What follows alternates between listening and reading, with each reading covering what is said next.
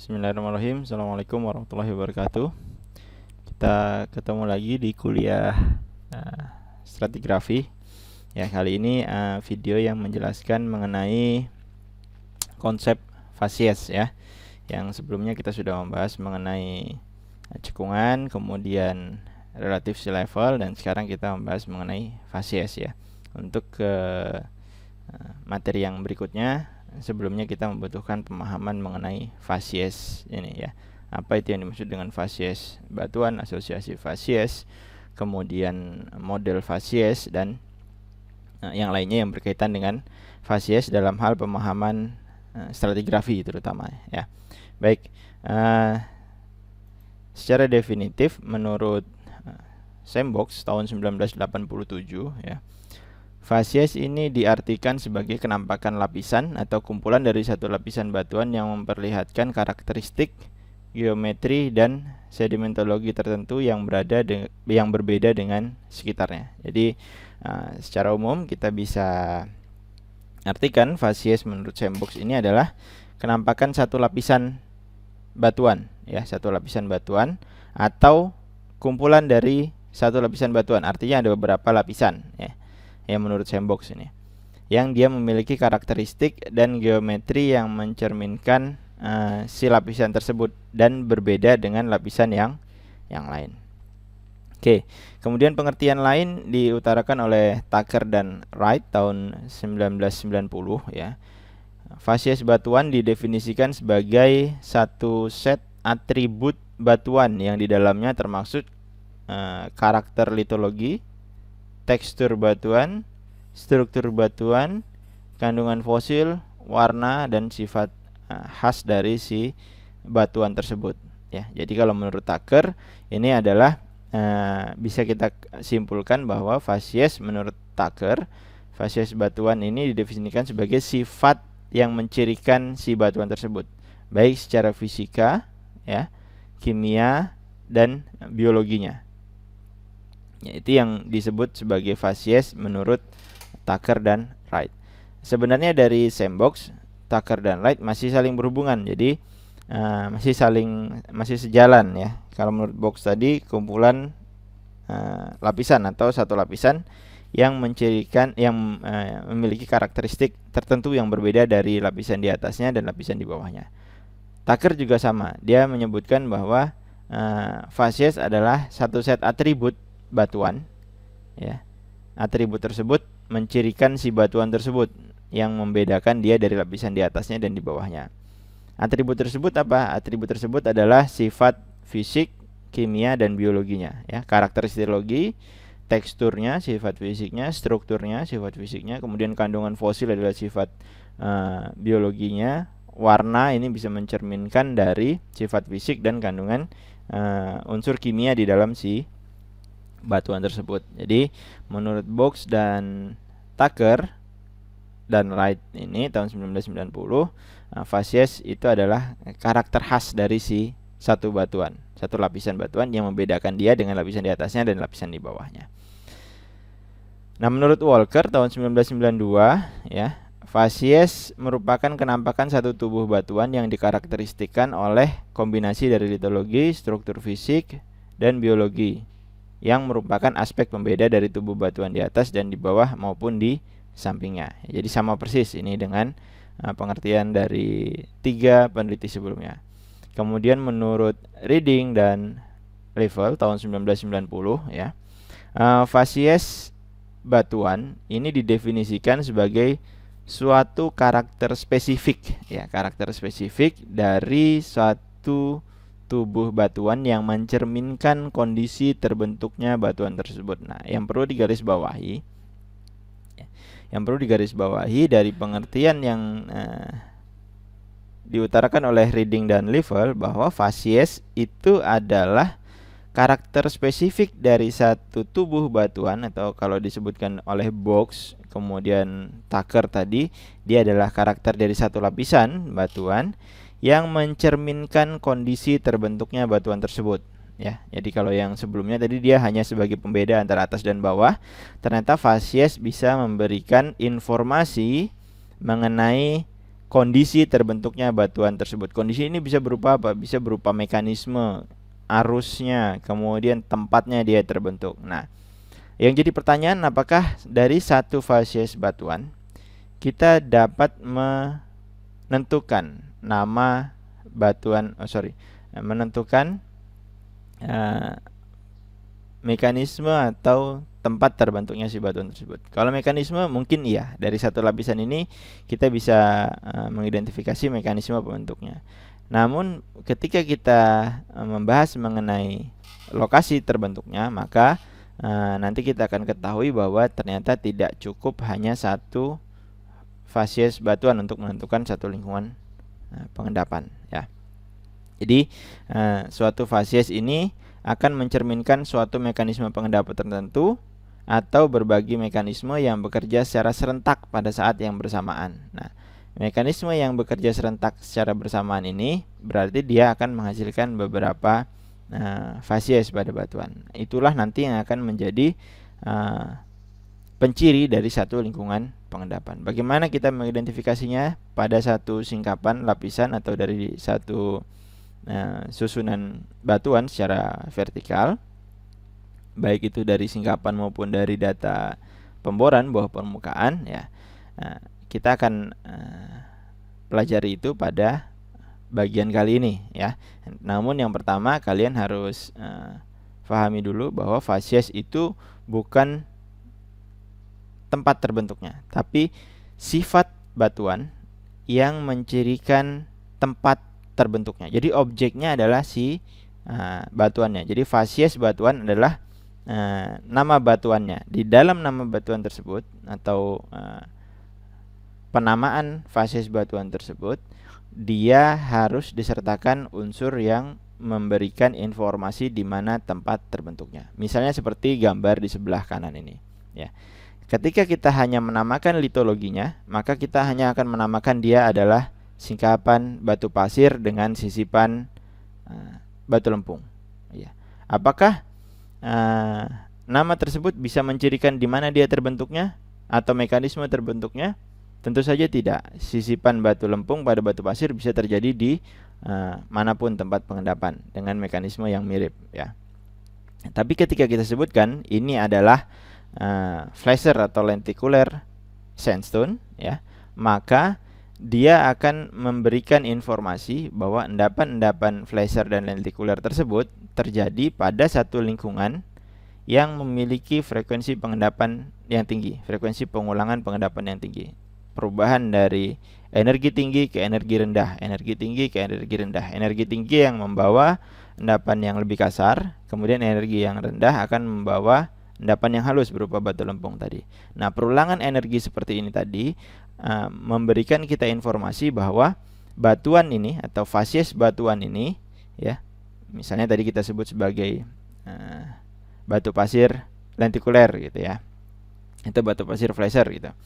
Nah, dia akan memberikan informasi, si flasher atau lentikulernya itu akan memberikan informasi di mana dia terbentuk dengan mekanisme tersebut, ya. Berarti yang pertama yang bisa kita dekati adalah lokasi dengan perubahan energi yang cepat antara energi tinggi dan energi rendah, ya. Nah, di mana lokasi tersebut bisa terbentuk? Salah satunya adalah pada area tidal, ya. Area tidal di mana pasang surut terjadi. Ketika pasang dan surut terjadi perubahan energi pada satu lingkungan yang sama sehingga dia menyebabkan terbentuknya struktur seperti ini. Apakah flasher dan lenticular hanya terbentuk pada lingkungan tidal atau transisi saja? Nah, ternyata flasher dan lenticular masih bisa ditemukan pada endapan-endapan flis. Beberapa endapan flis menunjukkan adanya struktur flasher dan lenticular. Maka bagaimana kita menentukan apakah singkapan ini terbentuk pada area tidal transisi ataukah dia terbentuk pada mekanisme arus turbid, ya, yang menghasilkan endapan turbidit salah satunya. Nah, untuk menentukan itu maka kita tidak cukup hanya menggunakan satu fasies batuan saja, ya, yang dia bisa mencerminkan kondisi terbentuknya. Ternyata kondisi terbentuknya si singkapan ini dia memiliki dua opsi. Nah, untuk memperkecil dua opsi tersebut, maka kita butuhkan analisis terhadap fasies batuan yang ada di atasnya dan yang ada di bawahnya sebagai kumpulan fasies nantinya. Nah, sebelum masuk ke situ, kita kenal dulu jenis-jenis fasies secara umum ya. Ini Tucker dan Wright tahun 1990 menyebutkan setidaknya ada 4 jenis fasies ya. Ada lithofasies, biofasies, dan igneofasies. Lithofasies ini didefinisikan sebagai karakter dasar batuan sedimen, warna, struktur, tekstur, dan komposisi. Ini disebut sebagai lithofasies. Kemudian ada biofasies ya. Biofasies ini didefinisikan sebagai identifikasi karakter batuan sedimen berdasarkan perbedaan paleontologinya. Jadi dia spesifik. Kalau lithofasies dia secara general ya. Kalau biofasies dia spesifik identifikasi karakter batuan atau karakter lapisan sedimen berdasarkan perbedaan paleontologinya. Jadi tadi di awal kita sudah membahas mengenai pengertian fasies menurut beberapa ahli. Di situ disebutkan bahwa karakter dari satu lapisan yang membedakan antara lapisan tersebut dengan lapisan di atasnya dan di bawahnya. Nah, biofasies dia mengkhususkan untuk mengidentifikasi perbedaan lapisan batuan tersebut antara yang di atas dengan yang di bawahnya dengan kandungan fosil ya, perbedaan paleontologinya. Itu disebut sebagai biofasies. Kemudian ada igneofasies ya. Jadi igneofasies ini kalau tadi adalah fosil dari makhluk hidupnya, igneofasies ini adalah dari fosil jejaknya, jejak makhluk hidupnya. Kalau tadi makhluk hidupnya, sekarang ini yang diidentifikasi pada igneofasies adalah jejak yang ditinggalkan. Misalnya ada binatang yang merayap di atas permukaan sedimen.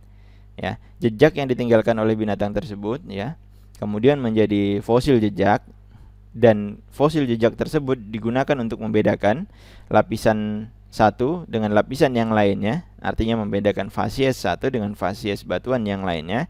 Itu disebut igneofasies ya. Jadi igneofasies ini didefinisikan sebagai fasies batuan yang dikelompokkan berdasarkan fosil jejak yang terdapat pada lapisan batuan sedimen tersebut ya. Nah, kemudian ada istilah lain yang digunakan untuk mengidentifikasi fasies batuan, yaitu adalah mikrofasies ya. Nah, pada sebagian besar pada batuan karbonat khususnya ini seringkali dibutuhkan analisis yang lebih detail mengenai kondisi si batuan tersebut untuk mengidentifikasi fasies batuannya ya. Nah, maka ini perlu dilakukan analisis yang lebih lanjut menggunakan batuan yang telah dilakukan sayatan tipis pada sampel tersebut. Kemudian sayatan tipis tersebut dianalisis menggunakan mikroskop polarisasi untuk mengidentifikasi komponen alochem, mikrit, sparit yang ada di dalam batuan karbonat tersebut ya. Jadi pada awalnya mikrofasies ini dibedakan dengan lithofasies ya. Mikrofasies awalnya difokuskan untuk mengidentifikasi tekstur dan komposisi dari si batuan sedimen. Kemudian lithofasies dia digunakan untuk mengidentifikasi struktur yang lebih besar gambarannya, karena struktur tidak akan mudah untuk diamati dengan mikroskop karena sampelnya kecil sekali ya. Nah, jadi pada awalnya mikrofasies itu hanya khusus untuk mengidentifikasi tekstur dan komposisi dari si batuan tersebut, terutama batuan karbonat ya. Nah, tapi pada perkembangannya ya, ini awalnya dimulai oleh Brown tahun 1943 dan Cavalier tahun 1952 ya. Istilah mikrofasies yang hanya mengacu pada kriteria petrografi dan paleontologi yang diidentifikasikan dalam sayatan tipis pada akhirnya, nah sekarang istilah mikrofasies dianggap sebagai total semua data sedimentologi dan paleontologi yang dapat dijelaskan dan diklasifikasikan dari sayatan tipis ya. dan slab batuan yang dipoles atau sampel batuannya ya. Jadi ketika kita mengidentifikasi batuan ya, baik itu di lapangan, kemudian secara hand measurement dan di laboratorium menggunakan analisis mikrofasies. Nah, kesemuanya itu adalah identifikasi dalam rangka mengetahui fasies batuannya. Jadi kita tidak bisa berdiri sendiri si mikrofasies ini, karena ketika kita menyebutkan si fasies batuannya, maka dia harus bisa menjelaskan kondisi terbentuknya si lapisan tersebut. Maka untuk menjelaskan itu kita perlu juga melihat bagaimana produk dari mekanisme terbentuknya. Dalam hal ini adalah struktur sedimennya ya, struktur batuannya. Untuk melihat itu kita perlu gambaran yang lebih luas. Artinya apa? Artinya kita sudah mengidentifikasi fasies itu sejak awal, sejak berada di singkapan ya. Sejak berada di singkapan kalau kita berbicara singkapan ya. Kalau kita berbicara data bore berarti sejak dia masih berupa data core ya. Kita sudah melihatnya sejak awal bagaimana kondisi si batuan tersebut. Kemudian ketika kita mendapatkan satu hal yang tidak bisa kita amati secara detail dan spesifik mengenai kondisi, tekstur dan komposisi si batuan tersebut, maka kita ambillah sebagian dari sampel tersebut yang ada di lapangan dan hash measurement, kita pilih yang kita anggap representatif untuk batuan tersebut. Mungkin tidak hanya satu, mungkin di beberapa sampel dari satu lapisan untuk mengidentifikasi fasies batuan dari si lapisan tersebut ya. Kemudian kita analisislah menggunakan mikrofasies tadi, analisis mikrofasies yang menggunakan sahutan tipis dan di bawah mikroskop. Nah, hasil dari semua analisis fasies tersebut ya, maka kita akan mendapatkan satu fasies batuan ya, yang nanti akan membedakan antara satu fasies batuan yang di bawahnya dengan fasies batuan yang di atasnya. Kita lihat perbedaannya berdasarkan karakter spesifik tadi ya, sifat fisik, sifat fisik, kimia dan biologinya ya. Jadi dari hal tersebut kita bisa mengidentifikasi mekanisme terbentuknya si lapisan tersebut ya. Hanya saja untuk mengidentifikasi lingkungan pengendapannya kita perlu kumpulan dari fasies. Nah, kumpulan dari fasies antara yang di atasnya dan yang ada di bawahnya itu disebut sebagai fasies association atau asosiasi fasies. Nah, ya, asosiasi fasies ini apakah didefinisikan hanya sebagai kumpulan sedimen yang ada di atasnya, batuan sedimen yang ada di atasnya dengan batuan sedimen yang ada di bawahnya? Ternyata tidak ya. Jadi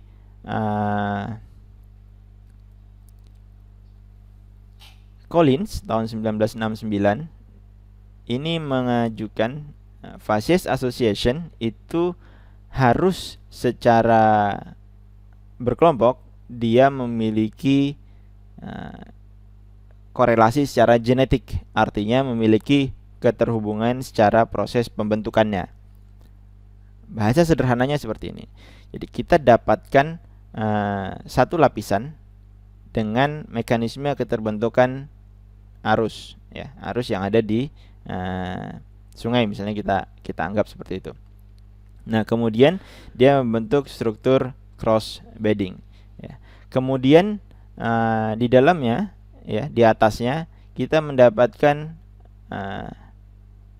lapisan batuan yang memiliki struktur pembebanan misalnya. Nah, hal itu akan menjadikan sesuatu yang secara genetik tidak memiliki hubungan, karena yang satu terbentuk secara mekanisme arus, yang satu terbentuk secara mekanisme pembebanan. Maka itu akan memiliki perbedaan dan tidak bisa digolongkan ke dalam satu asosiasi fasies, atau yang disebut sebagai genetically related ya. Itu adalah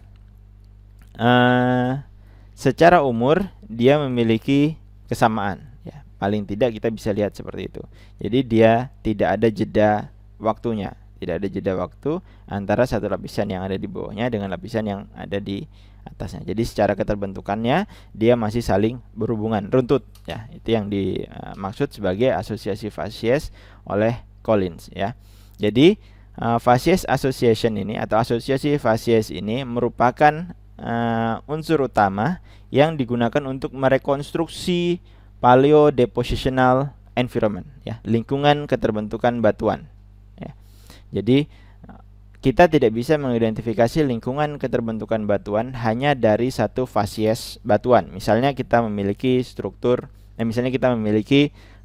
fasies batuan berupa crossbedding sandstone ya. Kemudian kita mengidentifikasi crossbedding sandstone ini terbentuk pada mekanisme yang memiliki arus atau fluida yang mengalir ya. Fluida itu bisa air, bisa angin. Nah, kemudian bagaimana kita bisa menetapkan apakah crossbedding sandstone ini tadi ya, batu pasir silang siur ini tadi sebagai fasiesnya ya, dia menentukan apakah dia terbentuk di sungai ataukah dia terbentuk pada area dune yang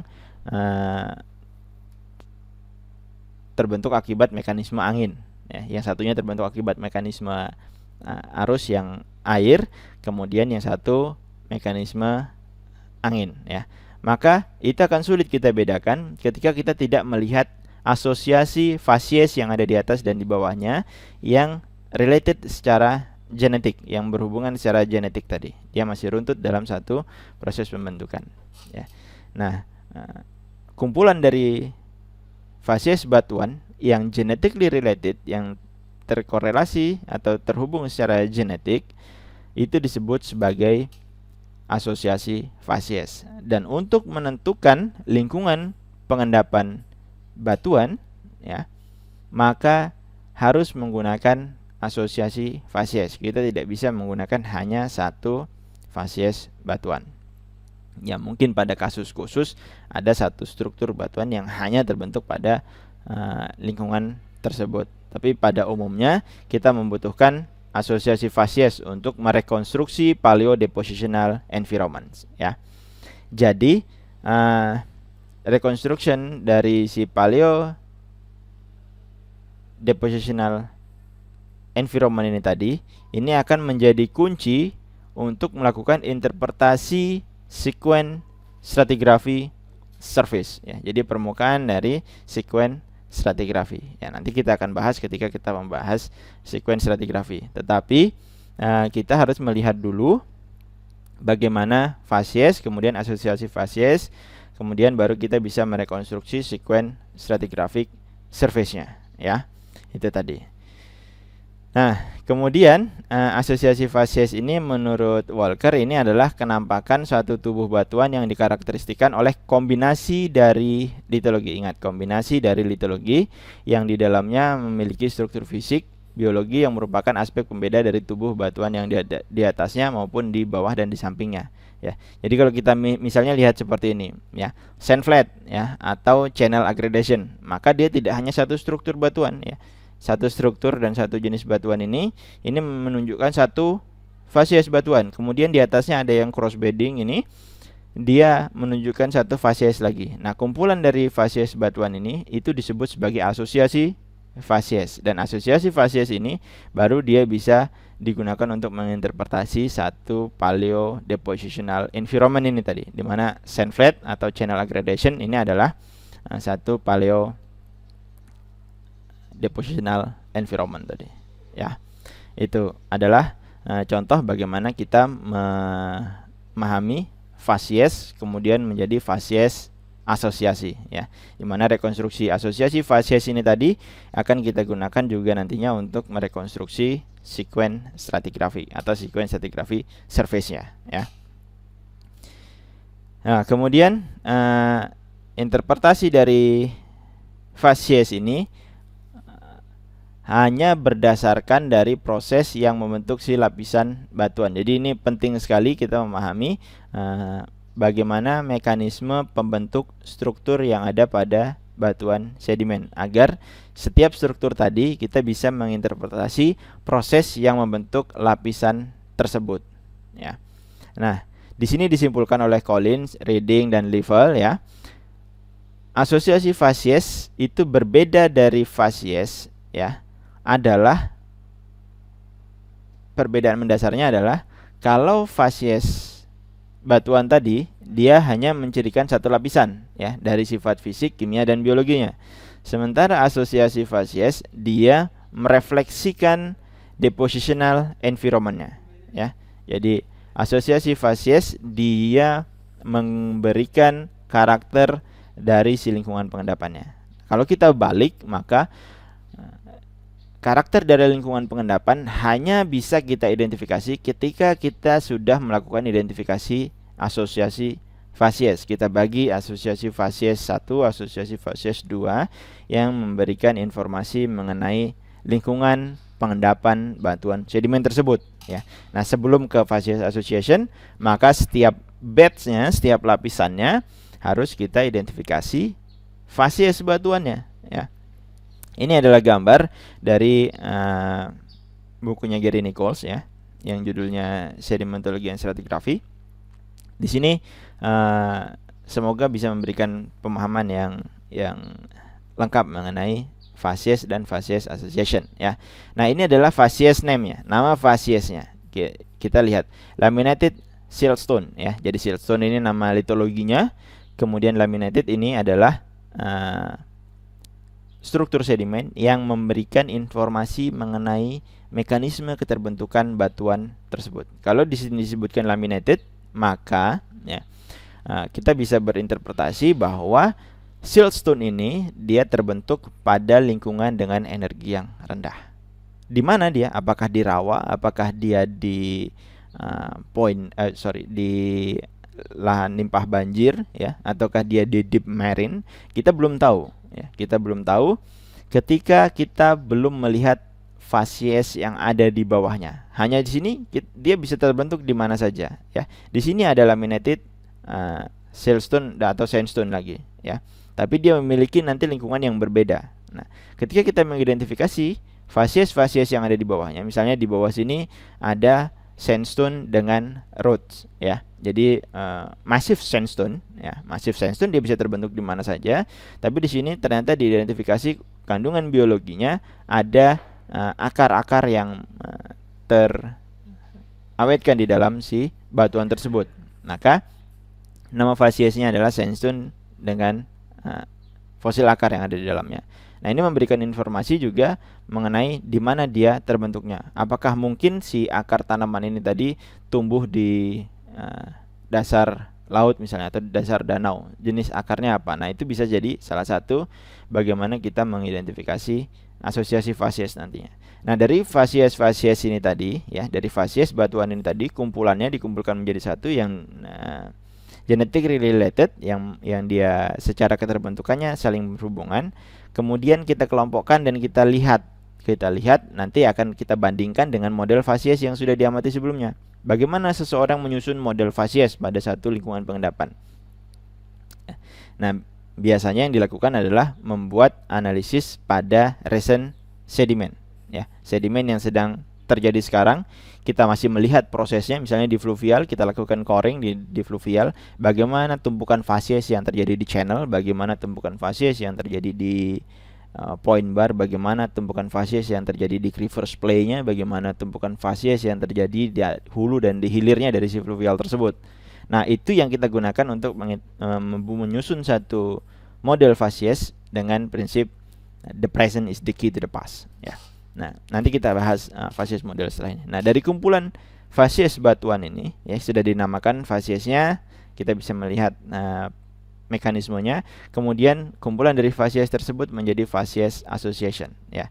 Jadi fasies association ini memberikan informasi di mana dia terbentuknya. Di sini fasies association-nya memberikan informasi bahwa batuan ini ya, tumpukan batuan ini, kumpulan dari tumpukan batuan yang genetically related ini, dia terbentuk pada lingkungan vegetated coastal plain ya. Jadi coastal plain yang ditumbuhi oleh tanaman karena didapatkan oleh akar-akar tanaman ini tadi pada sandstone-nya ya. Kemudian tumpukan asosiasi fasies yang lain, ya, dia mendapatkan bioturbated mudstone, kemudian dia mendapatkan wave ripple medium sandstone, dan dia kumpulkan menjadi satu genetically related association fasies, maka dia bisa menentukan satu lingkungan pengendapan, ya, shallow marine clastic yang berada di shore face misalnya.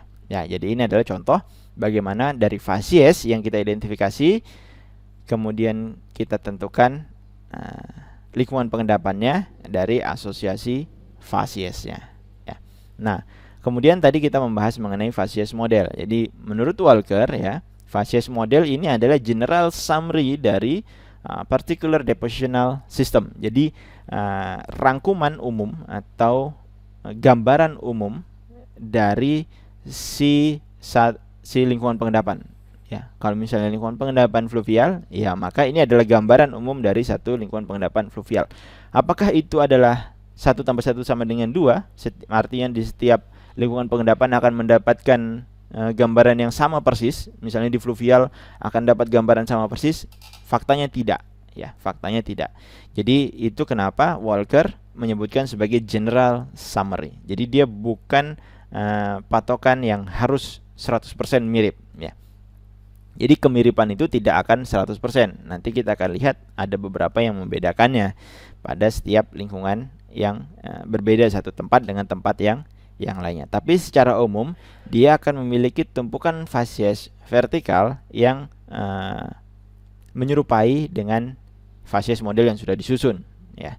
Jadi itu dilakukan, ya, ini tadi contohnya dilakukan dari recent sediment atau batuan yang sudah ada dengan kondisi yang masih sempurna. Tapi sebagian fasies model itu disusun dari recent sediment, di mana kita masih melihat prosesnya saat ini. Ya, fluvial kita lihat masih saat ini. Kemudian coastal plain kita masih lihat saat ini, ya. Ya, kita masih lihat bahwa ini confirm lingkungannya ini, kemudian kita lihat tumpukan fasiesnya seperti apa. Nah, gitu, ya. Nah, kemudian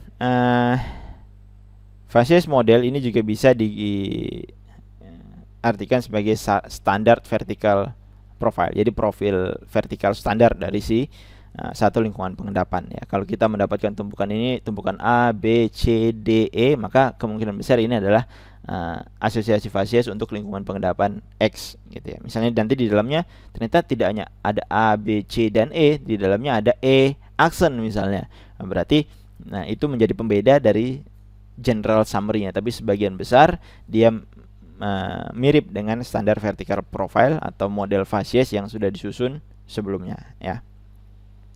Jadi fasies model ini bisa menggambarkan hal tersebut, ya. Jadi fasies model tidak hanya disusun berdasarkan data vertikal sebenarnya. Dia juga bisa menggambarkan kondisi lateral dari satu lingkungan pengendapan tersebut. Nah, dari gambaran vertikal ini kita bisa mengetahui gambaran lateralnya,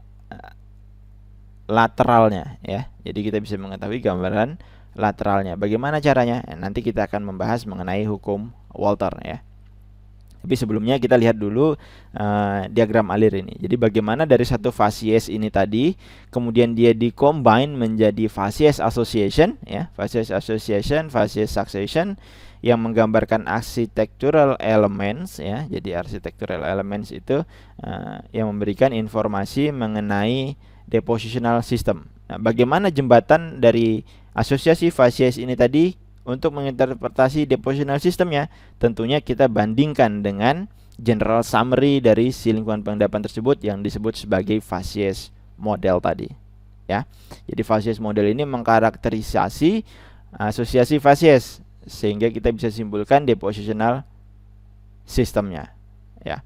Jadi depositional sistemnya nanti kita bisa combine dengan depositional environment dan kemudian kita gunakan untuk mengidentifikasi satu sistem track pada sequence stratigraphy. Ya, ini bahasan berikutnya setelah kita deal dengan fasies dan asosiasi fasies ini dulu, ya.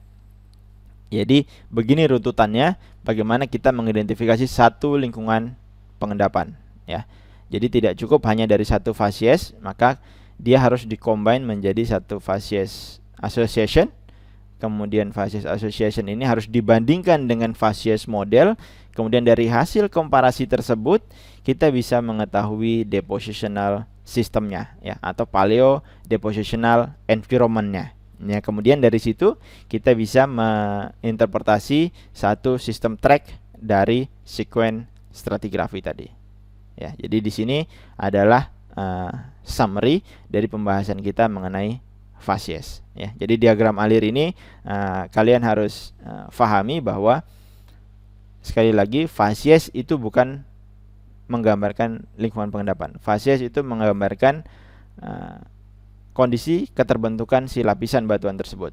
Dan facies ini tadi objeknya adalah batuannya, bukan lingkungan pengendapannya. Kapan kita menyebutnya sebagai lingkungan pengendapan? Ketika kita membahas mengenai asosiasi facies. Bagaimana asosiasi facies ditranslate menjadi satu depositional system? Kita menggunakan translator yang disebut sebagai facies model. Ya. Kemudian dari tumpukan depositional system ini tadi, dia akan dihubungkan satu dengan yang lainnya. Tentu saja yang memiliki karakter yang genetically related tadi. Kemudian kita bisa gabungkan dengan satu depositional system dengan yang lainnya untuk mengetahui sistem track yang terjadi pada satu cekungan tersebut. Ya, ketika kita nanti membahas satu sequence stratigraphy.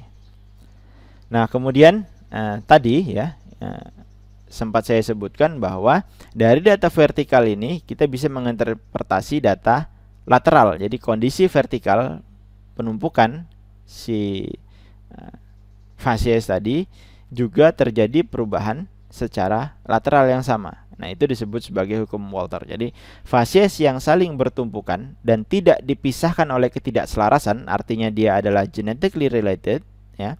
Dia akan memiliki korelasi lateral yang sama, perubahan lateral yang sama. Kita lihat ini adalah garis lapisan.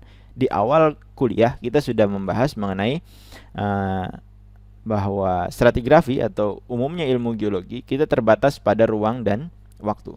Dan salah satu yang menggambarkan waktu pada pembahasan batuan yang ada di geologi adalah satu bentuk lapisan ya. Jadi lapisan ini adalah batas waktu ya, berdasarkan hukum-hukum atau prinsip-prinsip dasar stratigrafi dan geologi yang sudah kita bahas sebelumnya. Nah, lapisan ini adalah batas waktu, maka ini terbentuk pada waktu yang bersamaan, artinya genetically related. Perubahan yang terjadi secara vertikal, artinya dia melintasi waktu perubahannya, yang warna biru, kuning, merah, dan hijau ini tadi ya, juga terjadi perubahannya secara horizontal ya. Kita lihat hijau, merah, kuning, dan biru ya. Hijau, merah, kuning, dan biru. Perubahannya secara vertikal juga terjadi perubahannya secara lateral. Artinya apa? Ketika kita berhasil mengidentifikasi satu paleo depositional environment berdasarkan vertikal data, maka kita juga memungkinkan untuk menginterpretasinya penyebarannya secara lateral. Ini yang disebutkan oleh Walter dalam hukum Walter. Jadi variasi facies vertikal juga akan muncul pada perubahan facies secara lateral ya, dengan syarat dia genetically related. Nah, ini yang disebut sebagai hukum Walter. Contohnya seperti ini ya. Saya punya sumur atau sumur pantau di titik A ini ya. Pada kondisi umur 1 ya, umur 1 ini dia masih berupa endapan laut dalam. Ya, dia masih berupa endapan laut dalam. Kemudian terjadi penambahan sedimen supply. Ya, kondisi accommodation space-nya tetap. Maka di sumur A yang saya dapatkan adalah endapan yang lebih menuju ke arah darat. Artinya ukuran butirnya lebih kasar, energinya lebih besar. Ya, energinya lebih besar dari yang halus, kemudian semakin kasar karena energinya lebih besar, lebih dekat dengan sumbernya. Di waktu 3 ya, maka saya akan dapatkan endapan yang berukuran pasir. Yang tadinya dia jauh dari si sumur, pasirnya sekarang endapan yang sama, dia berada di atasnya dari endapan yang sebelumnya. Ukurannya juga menjadi lebih kasar. Begitu seterusnya endapannya terjadi sampai pada akhirnya saya mendapatkan endapan pantai. Yang sebelumnya saya mendapatkan endapan laut dalam, dan yang paling atas saya akan mendapatkan endapan pantai ketika waktu 4. Nah, ini artinya apa?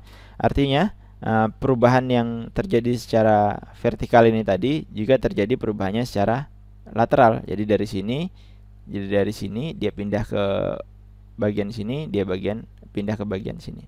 Nah, kondisi lain yang bisa kita jelaskan dari sini adalah garis pantai yang bergeser ini tadi. Ya, garis pantai yang bergeser menuju ke arah laut yang kita sebut sebagai kondisi regresif, ya. Jadi perubahan ukuran butir dari halus menjadi kasar ini tadi terjadi secara vertikal dan terjadi juga secara lateral, ya. Ini yang disebut sebagai perubahan fasies, dari fasies batu pasir ini tadi ke fasies batu lempung di sini misalnya, ya. Yang terlihat secara sederhana simbolnya seperti ini.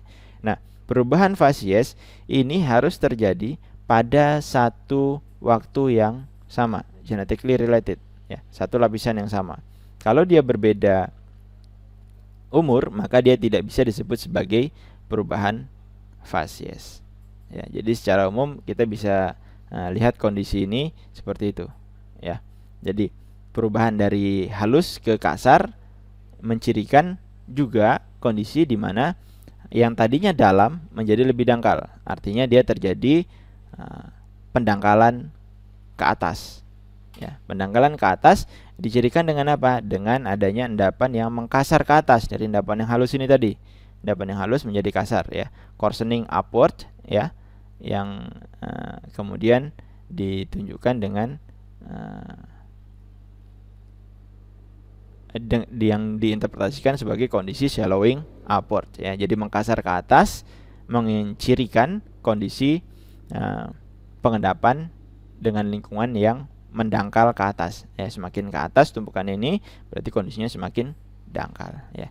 Contohnya seperti itu bagaimana kita menerapkan hukum Walter dalam interpretasi stratigrafi, ya. Oke, sekian materi yang bisa saya sampaikan pada video kali ini. Terima kasih. Assalamualaikum warahmatullahi wabarakatuh.